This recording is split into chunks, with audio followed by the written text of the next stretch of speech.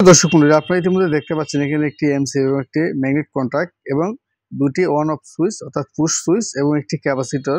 তো এই পার্টসগুলির মাধ্যমে আমি একটি single piece submersible motor controller কিভাবে তৈরি করি বা কানেকশন করি এ টু জেড আজকে আমি আপনাদেরকে দেখানোর চেষ্টা করব।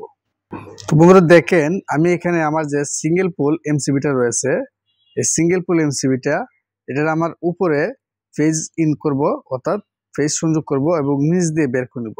তো এই নিচ দিয়ে বের করে আমি আমার যে এই পুশ বাটন চুষ্টি রয়েছে স্টপ পুশ বাটন, তো স্টপ পুশ বাটনের যে আমার এনসি টার্মিনালগুলি রয়েছে এনসি টার্মিনালের একটি প্রান্তে আমি সংযোগ করে দিব।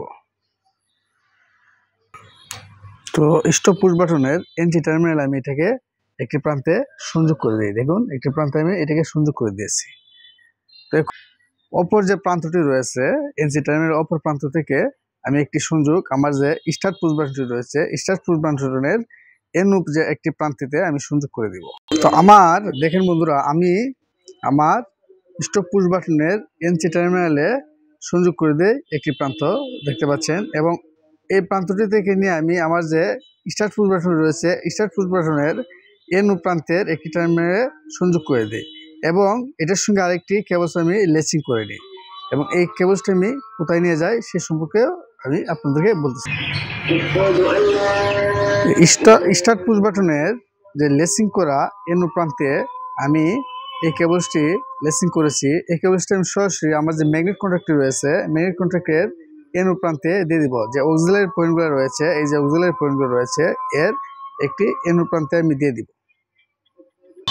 স্টার্ট পুশ বাটনের যে এনু প্রান্তে লেসিং করা কেবলসটি আমি সরাসরি আমার ম্যাগনেট কন্ট্যাক্টরের এনু প্রান্তে একটি টার্মিনালে সংযোগ করে দিয়েছি এবং এনুর অপর প্রান্তের টার্মিনালটি থেকে আমি নিয়ে আমার ম্যাগনেট কন্ট্যাক্টের যে কোয়েল টার্মিনালের A1 রয়েছে A1 এ সংযোগ দিব। আমার স্টার্ট পুশ বাটনের লেসিং করা কেবলসটি আমি সরাসরি আমার ম্যাগনেট কন্ট্যাক্টের এনু অক্সিলারি পয়েন্টের এনু প্রান্তে একটি টার্মিনালে দিয়ে দিলাম এবং এই অক্সিলারি পয়েন্টের এনুর অপর প্রান্তের টার্মিনালটি থেকে সরাসরি আমার যে ম্যাগনেট কন্ট্যাক্টের A1 কোয়েল টার্মিনালটি রয়েছে A1 কোয়েল টার্মিনালে আমি দিয়ে দিয়েছি এবং A1 কোয়েল টার্মিনালের সঙ্গে আমি আরেকটি কেবলস লেসিং করে দিয়েছি। এই কেবলসটা আমি সরাসরি আমার যে স্টার্ট পুশ বাটনের এনু প্রান্তটি খালি রয়েছে, যে টার্মিনালটি খালি রয়েছে এই টার্মিনালটিতে আমি এটাকে সংযোগ করে দিই। কোয়েল টার্মিনাল থেকে লেসিং করা যে একটি কেবলস রয়েছে A1 কোয়েল টার্মিনাল থেকে যে লেসিং করা একটি কেবলস রয়েছে এই কেবলসটা আমি সরাসরি আমার যে স্টার্ট পুশ বাটন রয়েছে স্টার্ট পুশ বাটনের আমার যে এনু প্রান্তের খালি টার্মিনালটি রয়েছিল এই খালি টার্মিনালটিতে সংযোগ করে দিয়েছি। তো আমার এখানে কন্ট্রোলিং সার্কিটটি কিন্তু কমপ্লিট হয়ে গেছে। এখন আমি আমার পাওয়ার সার্কিটটি কানেকশন করব। আপনারা এ টু জেড দেখতে থাকুন।